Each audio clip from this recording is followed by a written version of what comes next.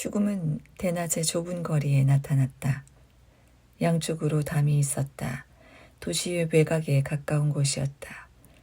하지만 죽음이 오면서 통과했을 만한 문이나 대문은 보이지 않는다. 죽음이 차가운 지하실 방에서 이곳으로 오는 길을 재구축해 볼 수 있는 실마리도 없다. 해는 보통 그녀의 텅 빈 눈구멍을 괴롭히지 않는다. 바로 이 점 때문에 고고학 발굴 현장에서 발견되는 두개골이 얼굴에 갑자기 햇빛이 비치고 행복한 인류학자가 이 발견물이 네안데르탈인이라는 모든 징표를 보여준다고 말하는 소리가 들려올 때도 눈꺼풀을 내리깔 필요가 없는 것이다. 물론 이후의 조사에서 이 뼈가 천박한 호모사피엔스에 불과하다는 사실이 왕왕 드러나기도 하지만, 그러나 죽음, 여자가 되니 죽음은 가방에서 짙은 색안경을 꺼내서 이제 인간의 눈이 된 자신의 눈을 심한 결막염에 걸릴 위험으로부터 보호한다. 그런 결막염은 아직 여름 아침의 밝은 햇빛에 익숙하지 않은 그녀 같은 사람이 더 잘 걸릴 터이기 때문이다. 죽음은 담이 끝나는 곳까지 걸어간다. 그곳에서부터 건물이 시작된다. 그곳부터는 익숙한 땅이다. 그녀의 눈앞에 펼쳐진 이 집들, 도시와 시골의 경계에 이르기까지 그 모든 집들 가운데 죽음이 적어도 한 번이라도 가보지 않는 집은 없다. 앞으로 2주 후면 심지어 저쪽에 짓고 있는 건물에도 들어가게 될 것이다. 마음이 산란하여 조심성이 없이 발을 옮기는 석공을 비계에서 떨어뜨려야 하기 때문이다. 우리는 그런 경우에 그게 인생이야 하고 말하곤 한다.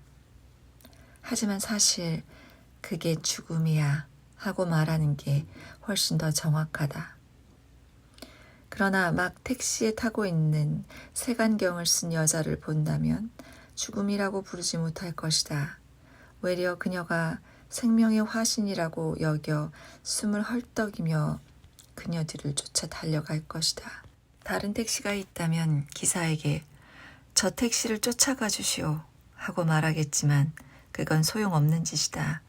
그녀를 태운 택시는 이미 모퉁이를 돌았고 우리가 저 택시 좀 쫓아가 주시오 하고 말할 수 있는 다른 택시는 없기 때문이다. 바로 이런 경우라면 그게 삶이야 하고 말하면서 체념하고 어깨를 으쓱하는 것도 맞다고 하겠다. 어쨌든 간에 한 가지 위로가 되는 사실이 있다면 그것은 죽음이 가방에 넣고 들어가는 편지에는 우리가 아닌 다른 수신자의 이름과 주소가 적혀 있다는 것이다. 우리가 비계에서 떨어질 차례는 아직 오지 않았기 때문이다. 죽음이 택시기사에게 첼리스트의 주소를 말했을 것이라고 예상하는 것이 당연하겠지만 사실 죽음은 그 주소가 아니라 첼리스트가 공연을 하는 극장 주소를 댔다. 이전에 2번 실패를 했기 때문에 죽음이 안전하게 일을 처리하기로 결정한 것은 사실이다. 하지만 책을 꼼꼼히 읽는 사람이라면 이미 눈치를 챘겠지만 죽음이 여자로 변신한 것은 우연이 아니다. 전에도 얘기했듯이 죽음과 여자는 모두 여성이므로 여성이 죽음의 자연스러운 성인 것이다.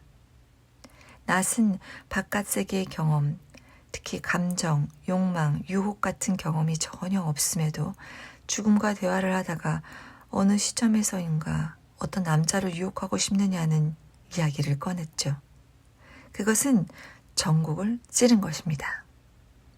유혹, 그것이 핵심적인 말이었다. 죽음은 첼리스트의 집으로 곧장 가서 초인종을 누르고 첼리스트가 문을 열면 매혹적인 미소라는 미끼를 던지고 먼저 색안경을 벗어야겠지만 어쨌든 미소를 던지고 자신이 예를 들어 백과사전 외판원이라고 소개를 할 수도 있을 것이다. 아주 진부한 책략이기는 하지만 거의 언제나 효과가 있는 책략이다. 그러면 첼리스트는 안으로 들어와 차 한잔하며 조용히 이야기를 하자고 권할 수도 있을 것이고 아니면 바로 관심이 없다면서 미안하다는 말과 함께 문을 닫으려고 할 수도 있을 것이다. 설사 음악 백과사전이라고 해도 관심 없습니다. 첼리스트는 수줍은 웃음을 지으며 그렇게 말할지도 모른다. 어떤 상황이든 편지를 전달하기는 쉬울 것이다. 터무니없을 정도로 쉬울 수도 있다. 그러나 그것이 바로 죽음이 싫어하는 것이다. 남자는 그녀를 모르지만 그녀는 남자를 알았다. 남자와 같은 방에서 하룻밤을 보냈다. 남자가 연주하는 것도 들었다. 마음에 들든 들지 않든 그런 것에서 유대가 생기고 어떤 일치가 형성되고 관계가 시작된다. 따라서 느닷없이 선생은 죽을 겁니다. 이제 일주일 안에 첼로를 팔고 걔를 맡아줄 다른 사람을 구하십시오 하고 선언하는 것은 이렇게 예쁜 여자에겐 너무 잔혹한 일이다. 그래, 그녀에게는 다른 계획이 있었다. 극장 입구의 포스터가 이번 주에 국립교향악단의 연주가 2번 열릴 예정임을 알리고 있었다. 하나는 목요일, 즉 모레였고 또 하나는 토요일이었다. 현미경을 들이대듯 빈틈없는 관심으로 이 이야기를 따라오면서 모순, 실수, 생략, 논리적 결함을 찾아내려고 하던 사람이라면 죽음이 자신이 있던 지하실방, 현금 인출기나 문을 연 은행도 없는 방에서 나온 지 2시간밖에 지나지 않았는데 이 두 연주의 표를 살 돈을 낸다는 것에 당연히 호기심을 느끼고 그 방법을 알고 싶어 할 것이다. 그리고 기왕 신문을 하는 분위기로 접어든 김에 똑같은 호기심에서 택시기사가 색안경을 쓰고 멋진 미소를 날리는 몸매 좋은 여자한테는 요금을 받지 않느냐고 묻고 싶을 것이다. 의도가 불순한 남씨가 뿌리를 내리기 전에 서둘러 말하자면 죽음은 미터기에 나온 요금만이 아니라 팁까지 냈다는 점을 밝혀두어야겠다. 돈은 어디서 났냐는 문제에 관해서는 여전히 그 점을 걱정하는 독자가 있다면 색안경과 같은 곳, 즉 숄더백에서 나왔다고 말하는 것으로 충분할 것이다.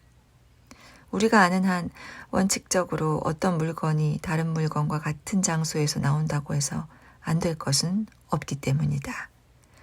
죽음이 택시비로 낸 돈, 연주회의 표를 구입한 돈, 그뿐만 아니라 다른 며칠을 묵을 호텔에 낸 돈이 지금은 유통되지 않는 것일 수도 있다. 우리가 어떤 종류의 돈과 함께 잠자리에 들었다가 다른 종류와 함께 일어나는 것이 처음 있는 일이 아니기 때문이다. 물론 그 돈은 품질에 문제가 없으며 현행법에 위배되지 않는다고 가정해야 할 것이다. 다만 죽음의 속임수를 쓰는 재능을 우리가 아는 만큼 택시기사가 속는 줄도 모르고 색안경을 쓴 여자한테서 이 세상 것이 아닌 적어도 이 시대의 것이 아닌 지폐를 받았을 수는 있다. 국왕전하의 낯익은 위험 있는 얼굴이 아니라 공화국 대통령의 얼굴이 담긴 지폐를 받았을 수도 있다는 것이다. 극장의 매표소는 막 문을 열었다. 죽음은 안으로 들어가 웃음을 짓고 인사를 하면서 가장 비싼 좌석 2개를 달라고 한다.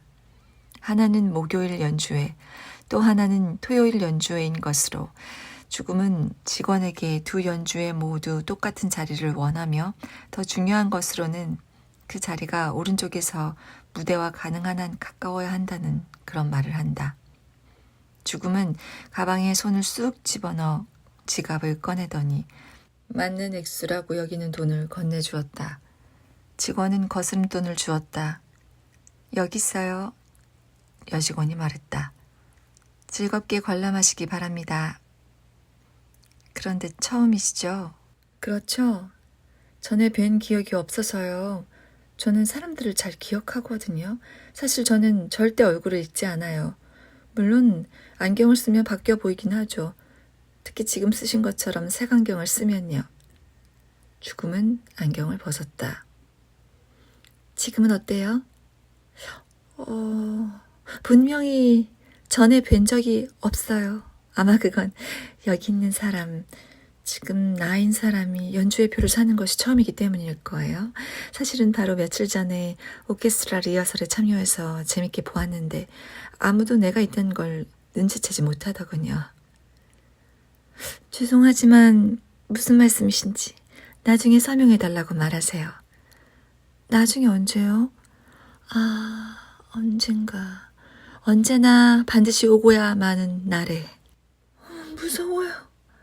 죽음은 예쁜 미소를 지으며 물었다. 솔직히 말해봐요. 내가 무서워 보이나요? 아니요, 그런 뜻이 아니에요. 그럼 내가 하라는 대로 해요. 웃음을 짓고 좋은 것만 생각해요. 연주회 시즌이 한 달은 더 계속될 거예요. 그거 좋은 소식이네요. 그럼 다음 주에도 볼 수 있을 테니까. 아, 저 언제나 여기 있어요. 극장이 가구나 마찬가지죠. 걱정 말아요. 여기 없더라도 내가 찾아낼 테니까. 그럼 알겠습니다. 기다리겠어요. 아, 반드시 오겠어요. 죽음은 잠시 입을 다물었다가 물었다. 그런데 댁이나 댁의 가족 가운데 누가 자주색 편지를 받은 적이 있나요? 죽음이 보낸 편지요. 맞아요. 아니요, 다행히도 없어요. 하지만 우리 이웃의 일주일이 내일이면 끝나요. 그분은 그것 때문에 정말 끔찍한 상태죠. 어쩌겠어요. 그게 인생인데. 네, 그건 그래요. 여자가 한숨을 쉬었다. 그게 인생이죠. 다행히도 사람들이 더 들어와 표를 사려고 했다. 그렇지 않았다면 이 대화가 어디로 흘러갔을지 누가 알겠는가.